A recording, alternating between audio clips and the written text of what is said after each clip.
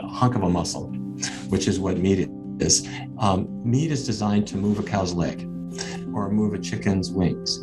And so it doesn't have any fiber, it doesn't have any complex carbohydrate, it doesn't have any vitamin C, it doesn't have the things you need.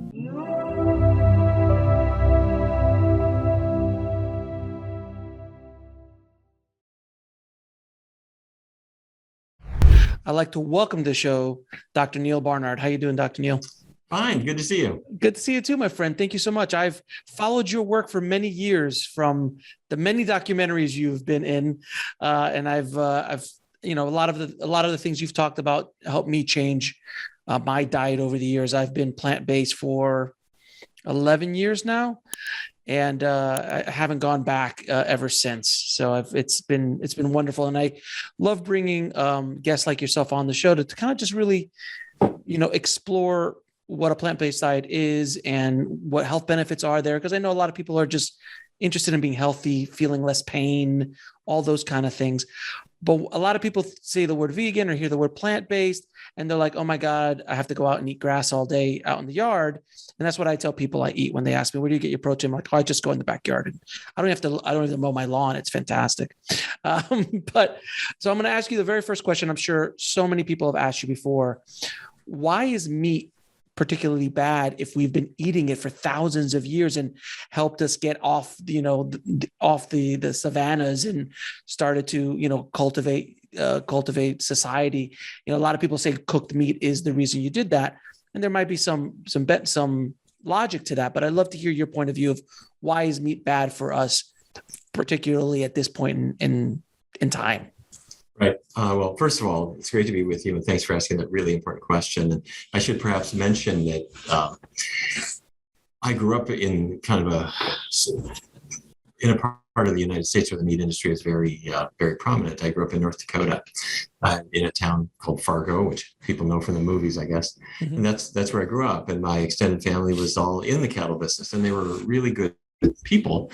But as time went on, it became clear that just as tobacco farmers were good people, but lung cancer was more and more strongly linked to smoking.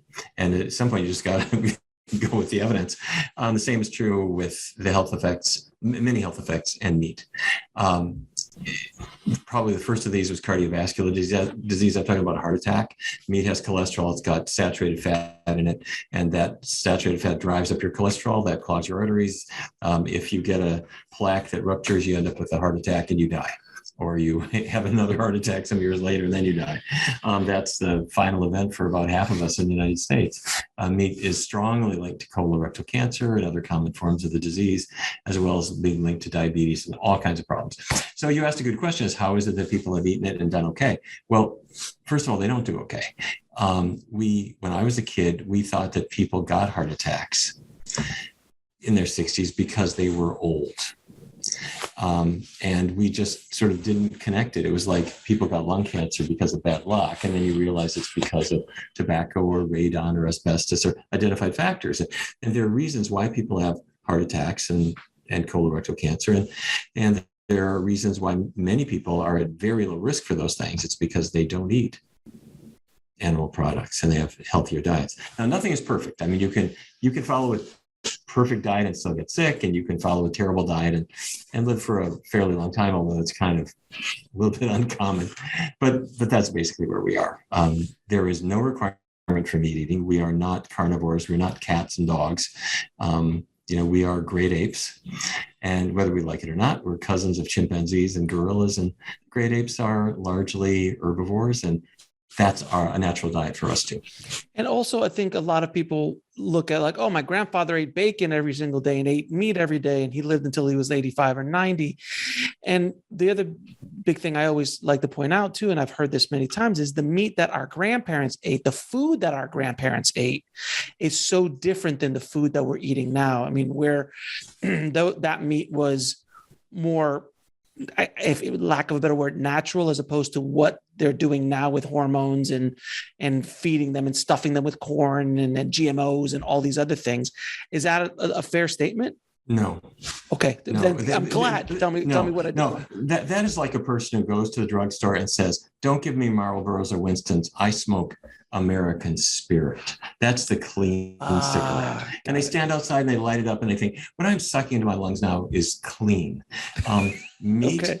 meat does not. Meat is the muscle of a cow, or of a pig, or of a chicken. Americans eat 1 million animals every hour. And despite the atrocities that you have to go through, Yes, 100 dead animals on people's plates, and that is real. And I can say this because I grew up with it. I've driven cattle to slaughter myself, and I've killed animals personally. As a child and as a teenager, that's what we did. And you can. These are issues. The environmental issues are real, but the health issues are, as a doctor, the things that people really need to focus on now. And there's just no question that if you're eating a hunk of a muscle, which is what meat is designed to move a cow's leg or move a chicken's wings. And so it doesn't have any fiber, it doesn't have any complex carbohydrate, it doesn't have any vitamin C, it doesn't have the things you need. What it does have is a huge glob of protein and fat, mostly bad fat. And in extremis, you can live on that for a while, but you're not going to do so well. And anybody who says, my grandfather lived to ripe old age, well, maybe. My grandfather on my mother's side died at about age 60 or 62. My grandfather on my father's side lived longer, but he was demented for the last 10 years of his life, and it was not an enviable existence. And we thought that was caused by old age, and to a degree it is. But back in 2003, the Chicago Health and Aging Project said it's not just heart attacks that are linked to a high saturated fat diet. It's a bad fat diet. It's a meaty, cheesy diet. It's also Alzheimer's disease. And they looked right at the bullseye of meat eating in America, in Chicago, those people who ate relatively little saturated fat, the people eating the pasta instead of the meat, they cut their risk of Alzheimer's by more than half. Now, these are associations, but they have been consistently found in other studies suggesting that we're not going to live forever. But if we build our diets from vegetables and fruits and whole grains and beans and all the delightful foods that they become, that we can live longer, live better, live slimmer, perform better athletically, sexually, and in other ways. And that's a life that we want. Now, you mentioned that meat has bad cholesterol, bad saturated fat. What is the difference between the cholesterol that plants have and the saturated fat that plants have versus the meat, their meat counterparts? Okay, great question. And thanks for letting me be clear about that.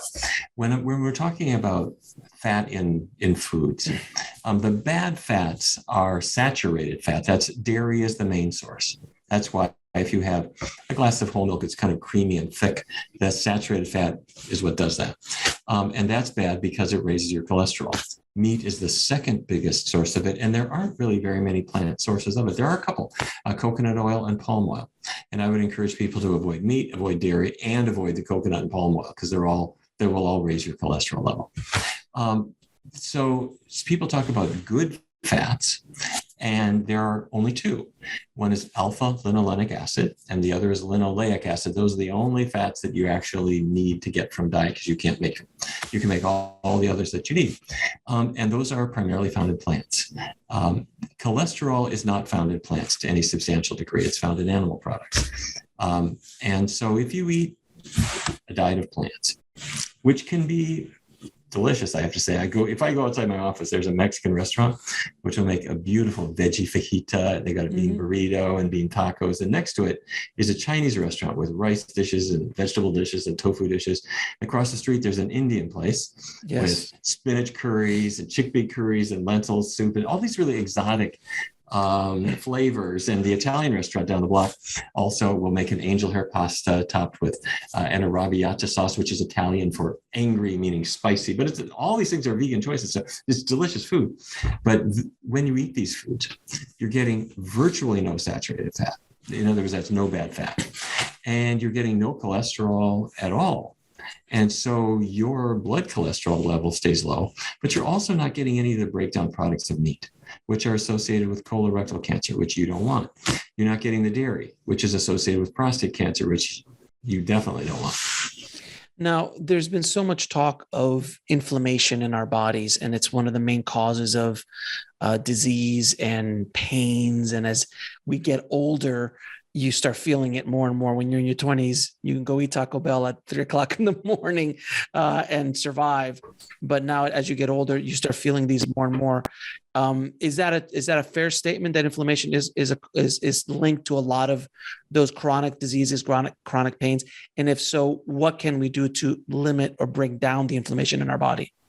Yeah, what you said is exactly right. And it's an interesting thing. It's been kind of an emerging area of science over the past 1 or 2 decades.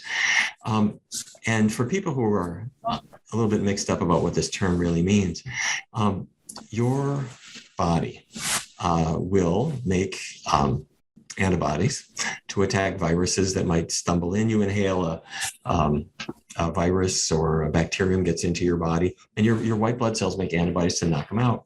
And sometimes those antibodies will attack you.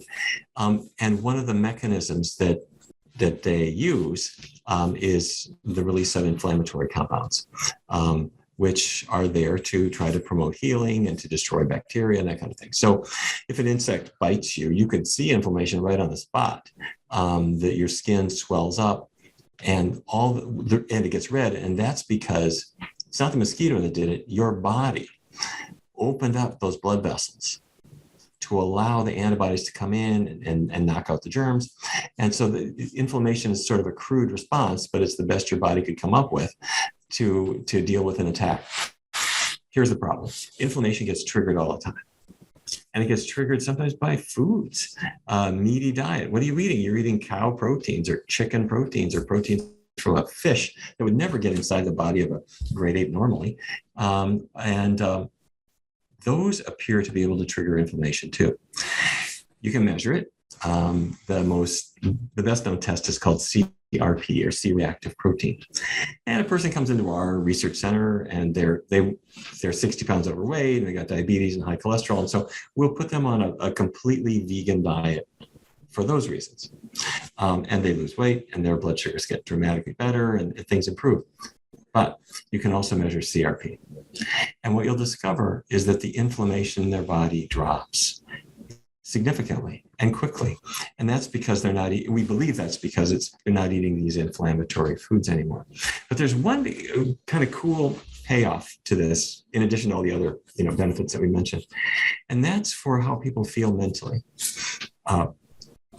It turns out that depression, I'm talking about can't sleep, no appetite, feeling miserable all the time. There's an inflammatory component to that, which was surprising to people to find, to researchers to find, until they just reasoned that when your body is releasing inflammatory compounds to attack something in your body, those compounds also circulate up to the brain, and they can affect how you feel mentally. And so we have found, and others have found, that when people follow this healthy plant-based diet, inflammation doesn't just diminish, but also mood seems to get better. Now, don't get me wrong. Your mood will not be perfect all the time, because when you let people know that you're vegan, they will hit you with questions like, where do you get your protein? And isn't that expensive? And I bet you like folk music, and you will get a big headache as a result of all these questions. So life will not be perfect for you, but you get the idea. No, the main question I always get is, where do you get your protein? And I just like, oh my God, it's just like, that's such a ridiculous, ignorant question, because protein's everywhere. And I always love asking, like, have you ever seen anybody with a protein deficiency? Right. Anywhere? Have you ever seen someone wheeled into the emergency room like, oh, this guy is really low on protein? But it's a funny thing, because when I was a kid growing up, my mother was very well-meaning, and so she had been taught this kind of 1950s idea of nutrition, which was the protein is the meat, and then the vegetables are the vitamins, and then the starch, like a potato or bread, that was the calories and the energy. And so if the meat was gone, people couldn't figure out where there was protein. And then, of course, and just as you said, is exactly right. There's protein in grains, there's protein in vegetables, there's protein a little bit in fruit, there's a lot of protein in beans. And protein is a little bit like oxygen. When you breathe, most of what you're breathing is nitrogen in the air, but there's some oxygen. And you could be an athlete You're rounding the bend after, completing your marathon. And nobody ever says, where do you get your oxygen? It's just mixed into the air, and your body has the ability to breathe it in and pull the oxygen out. And if you're an athlete, you breathe faster, and so you get more oxygen as a result of that. Your body was designed, if I can put it that way, a long time ago, to identify the protein in beans, in vegetables, in fruits, in grains, pull it out, and use it. And it is more than enough for your needs, assuming you're getting a normal varied diet and aren't in a war zone where you're really restricted and getting almost nothing. But on any kind of normal varied diet, you're going to get all the protein you need with no problem whatsoever. And your body was designed to do that a long time ago. Now, in your experience working with so many patients over the years, there are overweight vegans. There are vegans who are plant-based people who are not able to lose weight or maintain weight loss, but still are eating plant-based diets. And yes, you could eat Oreo cookies, you could eat processed foods, but let's say for sake of argument, that they're eating very minimal protein, very minimal processed foods, very minimal, mostly heavy in beans, lentils, rice, tofu, those kind of foods. Generally eating around 1,800 calories a day, 2,000 calories a day. No drinks, no sodas, no juices. What do you think? Why are there the fat vegan, and why are they not? If they're not using oils and things like that? Just to hear your point. The case you described is pretty rare. In our experience, both in our research studies and here at the Barnard Medical Center, which is a primary care clinic where we do live patient visits and lots of telehealth around the country. People come in and they have excess weight. Which is true of the majority of American adults and people elsewhere too. And so what we will encourage them to do is not to count their calories and not to limit carbohydrate, which freaks them out because they're so used to hearing that somehow rice is going to make you fat or whatever. Despite the fact that, of course, people in Japan are the skinniest people on the planet eating lots of rice. But anyway, so we encourage them to set the animal products aside and to keep oily foods really low. So that's oils, it's nuts, it's guacamole, that kind of stuff. And what you see is that virtually everybody loses weight, a lot of weight, and they lose it quickly. Now, the rate is different for different people, but roughly, maybe half a pound to a pound a week would be a pretty expectable bit of weight. And a person might say, gee, if I'm only losing a pound a week, that's kind of slow. Well, there's 52 weeks in a year, and you didn't put it on that fast. You put it on, a couple of pounds per year, year after year after year. So we encourage people to take it off gradually, but that's what happens. Now, there will be cases where people get stuck and they're not losing weight, or they were for a while and now they're not losing weight anymore. So what we always do is we say, okay, let's write down everything we're eating for a day or 2 days. And then we look through it. And what you'll usually see is either some cooking oil or nuts or avocados or something like that. And the reason that those show up is that fats have 9 calories in every gram. Carbohydrates have only 4. And so if a person is eating carbohydrates, the carbohydrate in grains and beans and so forth, it's very hard to maintain excess body weight if that's what you're eating. But it's really easy to maintain excess body weight if you're eating a lot of fat. So where this will come in is somebody will say, I got this bottle of extra virgin olive oil. Cost me $45, but it's worth it. It's so tasty and it's all healthy, isn't it? And it is. It's much healthier than butter, no question about it. Much better than chicken fat, no question. But it will slow down your weight loss just like any other fat. So that's where we are. You usually are. And the reason that I want to emphasize that is there are some people who will blame themselves. They'll say, well, I'm not doing it right, or I need to exercise more, or something like that. And that's really not the issue. Exercise is great, but it's a pretty tough way to burn off serious amounts of weight unless you're making a really good diet change along with it. Yeah, you're going to have to be burning 2,000 calories. You really got to be burning a lot and really abusing the body in order to make that stick. It's always, Yeah, diet is always exactly. a You know, you could go to the gym and get on one of those treadmills that's got the little calorie burner number dial on Sure. it. So you run, run flat out for a mile and then push the little button and it says 100 calories. You think that is less than half a Dr. Pepper. So, okay, you run some more and you run some more and you run some more. And what happens is every athlete, whether you're a well-trained athlete or not so well-trained, you discover that you will lose a little bit of weight, but in a typical case, but people typically, because they're burning calories, they also eat more in response. And it ends up becoming an equilibrium. Now, don't get me wrong. I love running. I think running is a great thing. It's good for your brain. Researchers have shown that exercise is associated with a reduced risk of Alzheimer's. I believe that's probably true, although we need more research. But my only point is that a person should not hope that with exercise they can burn off the calories in their cheese pizza. It's better to not take it in. Better not to eat the cheese pizza because it's going to take you a long time to burn off that slice or that whole pie. Yes, and get on a plane and go straight to Rome and go into any pizzeria in the city. And I promise you, every single pizzeria in Rome and everywhere else in Italy has one or two pizzas that happen to be vegan. They no cheese on them at all. Americans never heard of that. We thought pizza's not pizza unless it's drowning in an inch of cheese. The original pizzas, some of them have cheese, some of them don't. Cheese is kind of like a Northern European thing that has drifted to the rest of the world in the past 20 years or so. We figured it was one of life's great staples. But frankly, cheese is almost as bad as Vaseline, if you ask me. So from a health standpoint. So wheat products, a lot of people talk about wheat products, breads, a lot of talk about lectins and how they're hitting you in the gut, all these kind of things. Should you avoid bread because it's not a natural, quote unquote, natural occurring food that is a man-made created food? Or like, because you were saying pastas and things like that, that's all based on gluten and wheat, generally speaking. There are other versions of it, but is that something we should avoid? I don't think so. I think they're fine.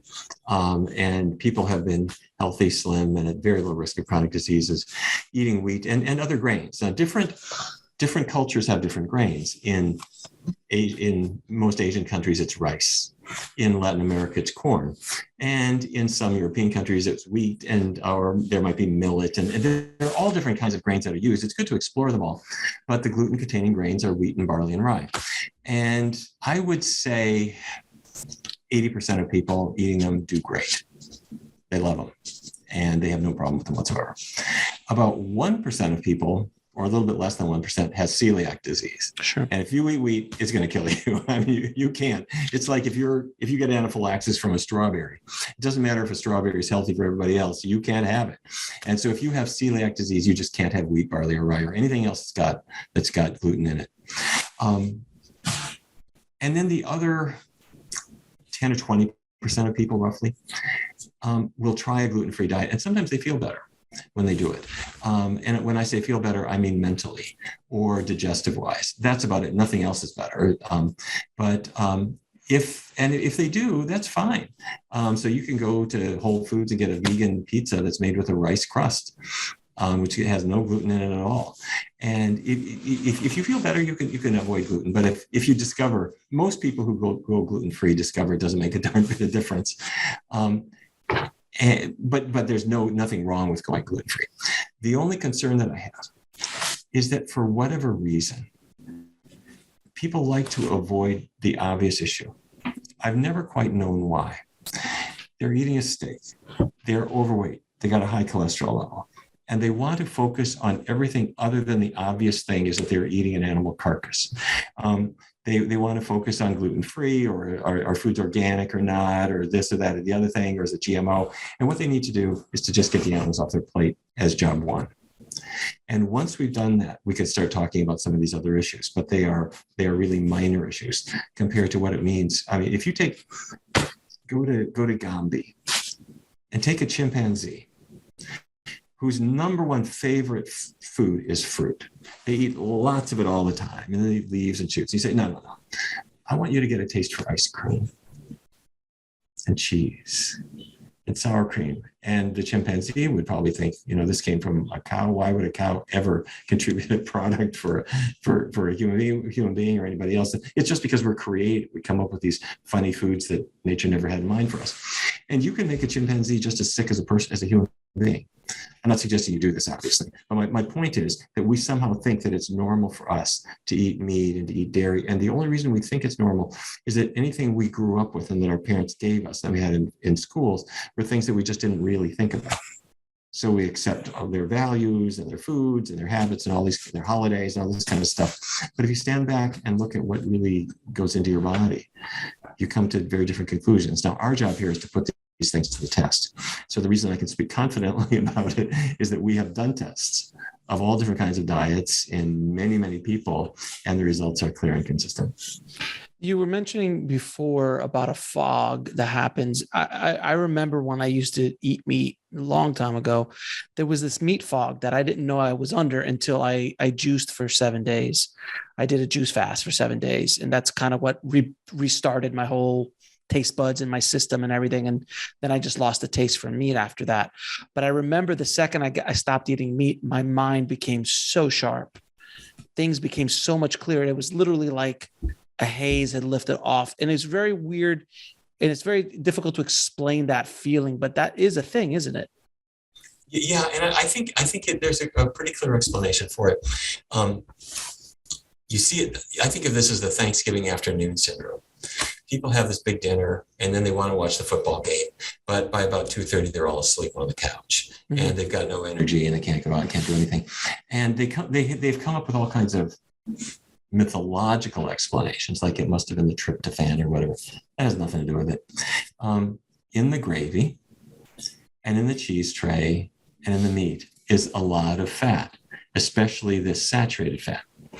When you eat it, those fat molecules go into your blood and they make your blood more viscous, more thick. It's more like grease, less like water.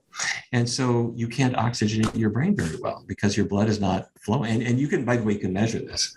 It affects your blood pressure. It affects the tissue oxygenation.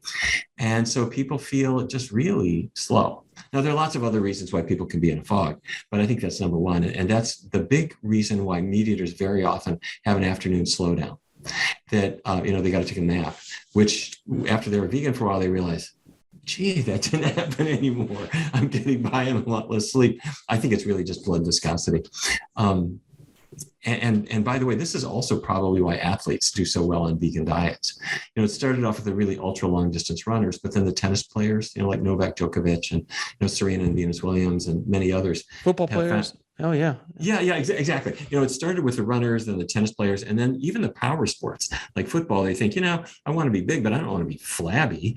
It'd be nice to have mostly muscle and to be able to be quick and agile and alert. And then you see it in other sports like Formula One, with Lewis Hamilton and others. But the blood viscosity, it doesn't help you.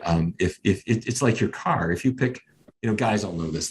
They go to the store and you got to get the right viscosity for your car. If you get the wrong one, your car isn't going to perform very well, and your muscles and your brain don't perform if you've got Vaseline going through your blood. And that's what comes from gravy and meat and cheese. Now, another thing that there's the billion-dollar industry wrapped around is vitamins and supplements.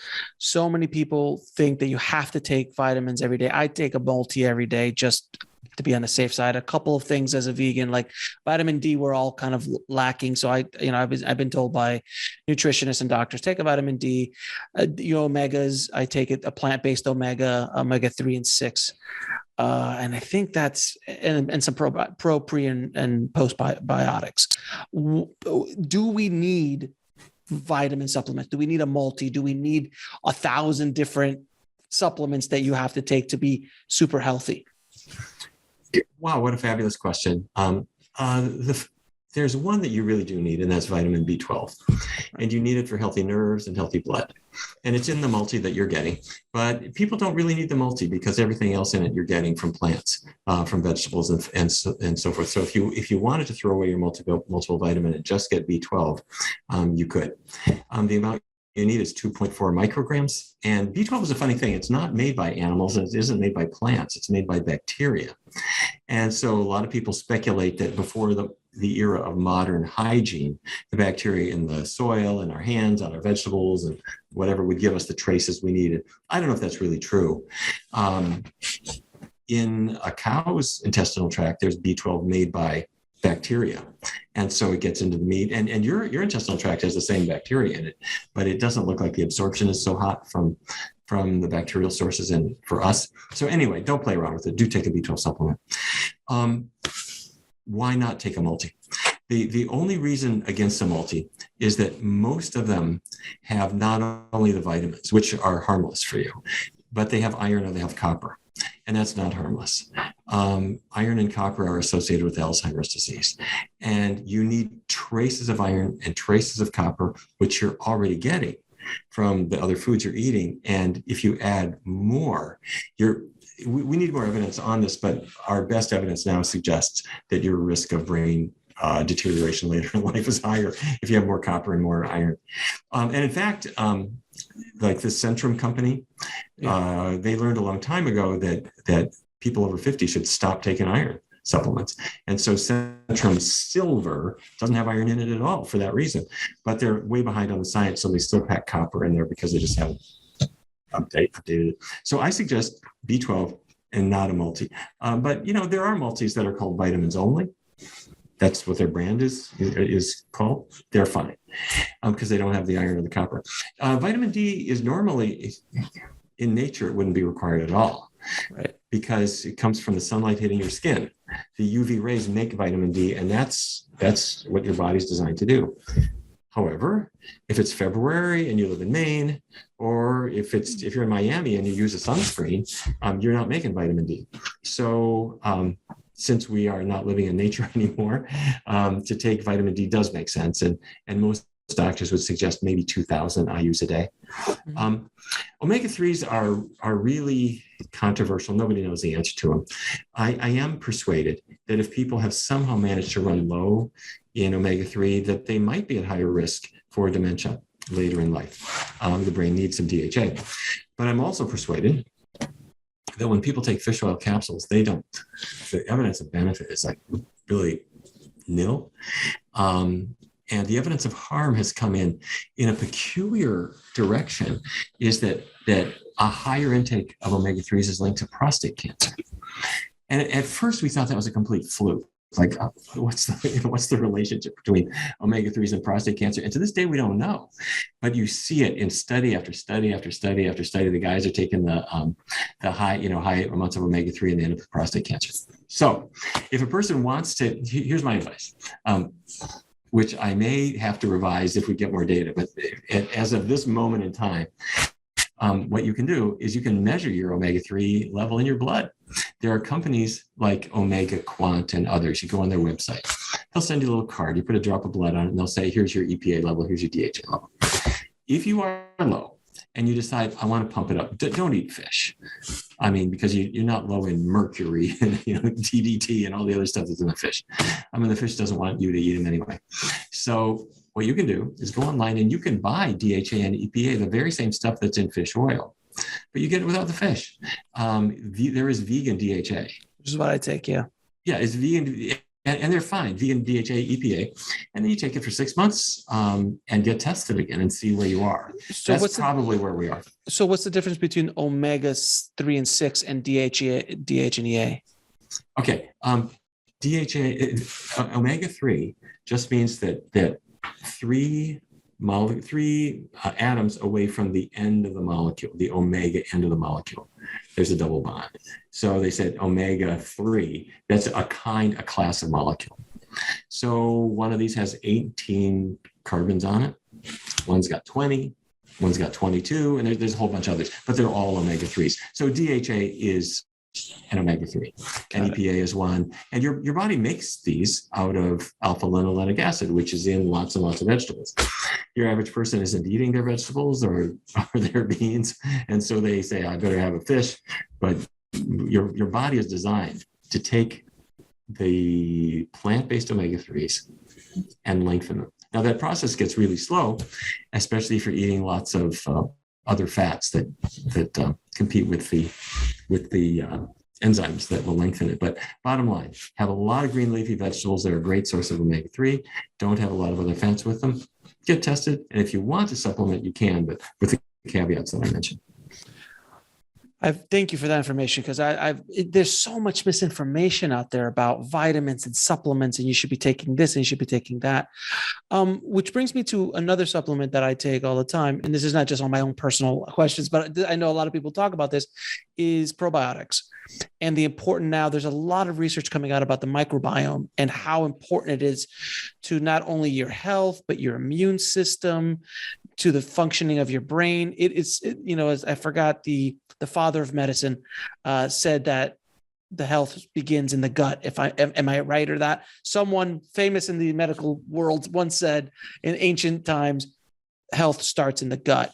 Can you talk about the importance of the microbiome and what we can do to help it? And should we be taking a probiotic, a prebiotic, a postbiotic, that kind of stuff? Okay, wonderful question. You're absolutely right. A lot of people are buying various products and they're confused about whether they should be doing that or not. You do need a healthy gut microbiome, and the microbiome just means the bacteria and related microorganisms that live inside you. Now, some of them are a little ornery and can harm you, and some are helpful and make products that are good for health.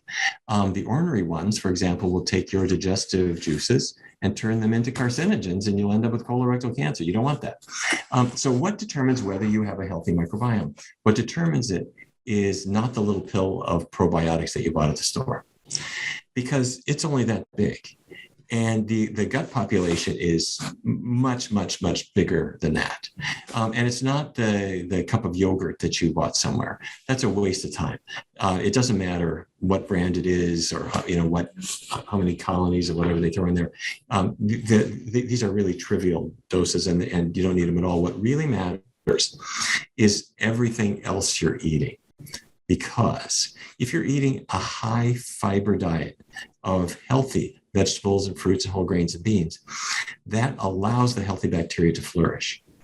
And it's a little bit like, let's say I want to grow some wildflowers. I got a pasture outside my house, and I want to grow some wildflowers out there.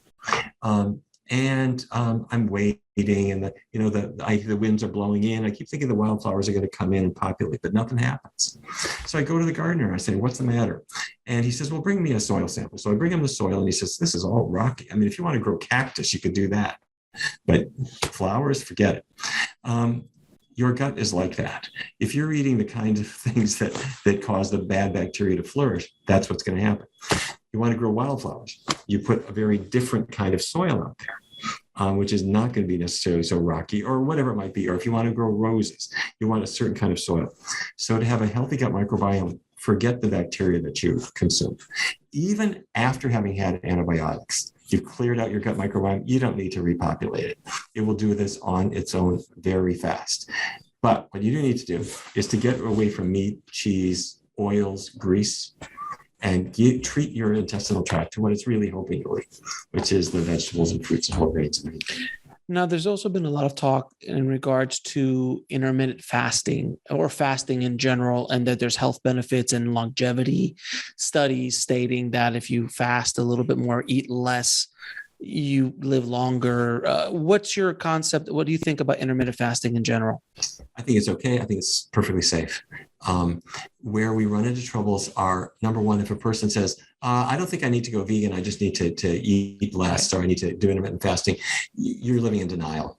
The 5 days when you're eating normally will create more than enough atherosclerotic risk for you. Secondly, after doing, if let's say a person says, I read this book and it says I'm going to eat for 5 days, and then for 2 days, I'm going to eat much less. And then after about week 3, what they discover is they are anticipating eating less. So the day before their 2-day fast, they eat more. And the day afterwards, they eat a lot more. And then about 2 weeks after that, they give it all up and they never think about it again. But if a person really does want to eat less certain days, that's perfectly fine to do, as long as we're not kind of overdoing it on the other days. And I have to say that when people do much more serious fasting, there are medical centers that will do supervised fasting. And here, what I'm talking about is where you're really not eating, or it's water fasting and you do it for weeks, but you should never do this on your own. You do this in a facility where they monitor you and they watch your health, because it's a big change for the system. But there are a lot of people who have done very, very well using that kind of fasting. And I would encourage people to explore it as long as it's done in a reputable center. Now, there's also been talk over the years about the paleo diet and the keto diet and all these different kinds of diets. What is your take on these versions, even if they're plant-based? Because I know there's a keto version that's more plant-based, has no animal products in it. I'm asking the question because there's so many people that get bombarded with all of these diets, and everyone's trying to, like, I eat the right way and this is the right way. Can you explain what your feeling is on it? And is it something that we should even be paying attention to? I don't think we should be doing either paleo or keto no matter what, but I'll give you maybe some more detail about it. The ketogenic diet started out as the Atkins diet decades ago. And Robert Atkins said, really a mythological thing, that the reason you're fat is because you're eating sugar and you're eating carbohydrate and you're eating bread. And he was kind of hoping that nobody would ever actually look up the nutrition tables and discover that carbohydrate is only 4 calories in a gram. What matters much more is the butter on the bread and the butter and sour cream and cheese all over your potato. But he said, don't eat the carbs. And so because carbohydrate is 50 or 60% of what you eat, you take all that away, you lose weight. And also because you're now not eating cookies, you're not only not getting the carbohydrate in the cookie, but you're not getting the butter that was in the cookie. And so people will lose weight for that reason. However, the problem is that in the way that this was done, and still typically is done, what you're left with is meat, which doesn't have carbohydrate in it. You're eating a hunk of muscle. And that gets old really quickly. But for a lot of people, that means their cholesterol goes up. Not everybody, because if you're kind of semi-starving yourself by not eating all the other foods and your weight really drops, sometimes cholesterol will fall. But for a lot of people doing this, their cholesterol goes up. But the bigger problem is that now you're eating all the foods that are linked to colorectal cancer and to Alzheimer's disease and other things that you just don't want. And there isn't any advantage to that over just a diet that allows you to eat all the carbohydrate you want as a plant-based diet. When we bring in people in our research studies, they eat as much as they want in the carbohydrate group. They're eating healthy greens and whole grains, legumes and fruits and so forth, without worrying about these things.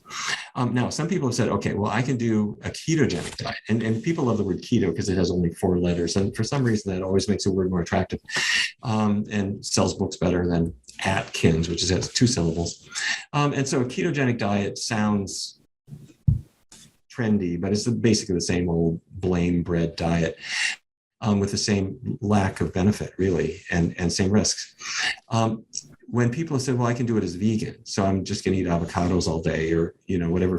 I mean, there aren't that many fatty plant-based foods, but if you eat lots and lots of nuts and avocado, you can avoid carbohydrate and see where that takes you. But there's really no reason to be doing that. And the risks then, of course, are you're not getting the nutrients that were in the fruits that, you're afraid of eating an apple or an orange. Well, these are vitamin-rich foods. With the paleo diet, this is basically appealing to men's desire to intimidate other men by saying I'm kind of a caveman or whatever, and so I'm going to eat meat and other things that make me sound macho.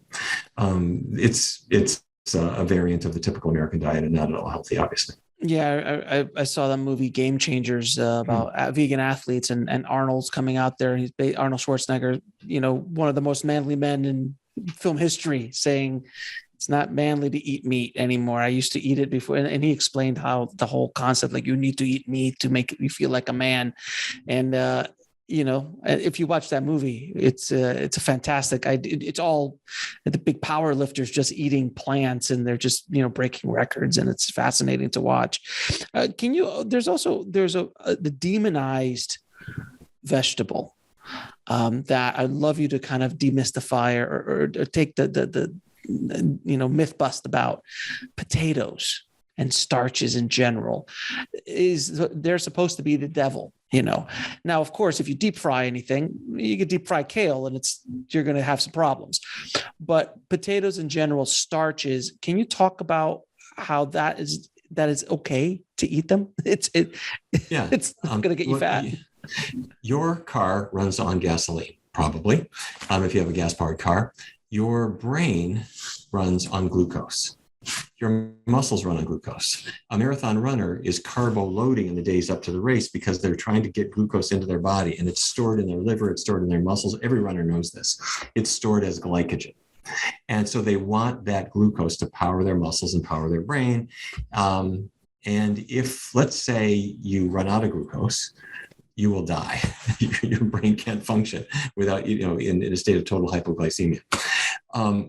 And a potato is giving you the glucose that's healthy for you. That's what starch is. And so we are naturally drawn to starches because they give us healthful glucose that powers our body. Now, you want to have your potatoes with other things because the green leafy vegetables and the fruits that have been with our species for as long as, over the entire evolutionary process, they give us other things that aren't in the potato, a lot of additional vitamins and so forth. So it shouldn't be all potatoes, obviously. And the big problem in many countries is what you do to the potato. It comes out of the oven and on goes the butter, on goes the sour cream, on goes the cheese. And these things are kind of addictive. And we think, that's what the potato's for. Or we slice that potato into French fries or potato chips. And then it soaks up quite a lot of grease and a lot of salt.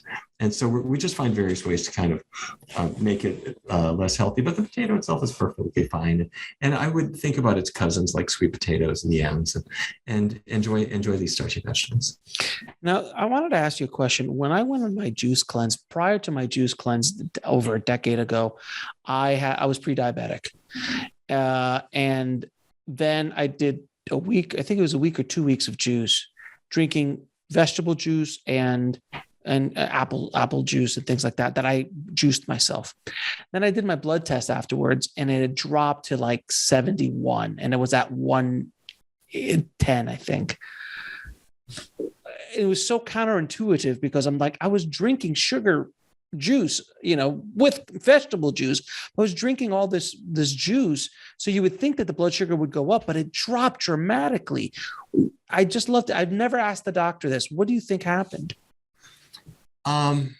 First of all, congratulations on doing that. Your experience is exactly everybody else's experience. And the reaction is the same as I'm eating these natural sugars. How is it that my body could handle them? My body took that sugar out of my foods and it just put it to use in my body. It didn't store it up. My blood sugar is lower than it was before. So you were at 110 and now then you go down to 70, whatever it is. Here's why. And forgive me I'm going to get a little technical for 30 seconds. Sure. Sugar normally, glucose normally comes from food. It goes into your blood and it goes to your brain, powers your brain. It goes to your muscles, powers your muscles. But those glucose molecules that came from starch and came from juice and fruits and whatever, that glucose molecule has to get inside your muscle cell to power it. It can't get into the muscle cell until insulin, which is a hormone made in your pancreas. The insulin key goes through your blood. It arrives at the surface of the cell. It's just like a little key. It opens up the surface of the cell. The glucose goes inside. So, and that works for everybody. The insulin lets glucose come inside. Your blood sugar never builds up very high, except you were born in America. And so we're eating cheese and meat and fried foods and a lot of fat. The fat from our foods goes into the blood and it goes inside the muscle cell. And you were not aware of this, but bit by bit, pizza by pizza, chicken wing by chicken wing, the fat is building up inside your muscles. I'm not talking about belly fat. I'm not talking about thigh fat. I'm talking about fat, microscopic bits of fat inside your muscle cells. Now the insulin key arrives at the surface of the cell. It says, I'm going to let glucose into that cell. But the key doesn't work. The key can't work. It's like if you put your front door key into a lock that somebody had jammed with chewing gum. Your key is fine, but the gum is messing up the lock. So fatty foods stop your muscle cells from being able to pull sugar out of the blood. And then you decide, wait a minute, I'm going to stop eating for a little while. I'm not going to eat any cheese at all. I'm not going to eat animal products at all. There's now zero animal fat in your diet. And if you keep oils really low too, there's not much of any kind of fat in your diet. And the fat that's built up inside each muscle cell starts to dissipate, starts to go away. And you're not aware of that, but I can measure it with MR spectroscopy. It's a special, I can look inside your muscles and it's going away. The fat's going away. So now your insulin is working again, and it takes that sugar that you're consuming and it just jams it right into the muscles where you can use it. See what I mean? So if a person's got type 2 diabetes and they go to the doctor who is well-meaning but completely ill-informed, and the doctor says, well, if I were you, I wouldn't eat too much fruit. And I don't think you should eat bread or rice. Those are the healthy sources of glucose. That was never the problem. The problem was his cells are filled with fat that stops the glucose from getting in. So you get the junk out of your diet, get the meat and dairy out of your diet. You use a vegan diet, which has no animal products, keep the oils low, his insulin sensitivity will return, his natural insulin will be able to work better, and his blood sugar goes bang. And it happens really fast. Yeah. If a person comes in here and let's say it's Monday morning and I see them, by Tuesday, I'm waiting for them to call me. Because if they're still on insulin and the insulin is driving their sugar down, and I just gave them the world's most powerful anti-diabetes diet, a vegan diet, the combination can be so strong that you've got to start bringing them down off their medicines. And they are thrilled because their blood sugar is dropping on its own without their medicines. And you need less and less medicine, sometimes to get off them completely. Sometimes all traces of the diabetes go away and they say, wait a minute, I'm eating more carbohydrate than ever before. That never was the problem.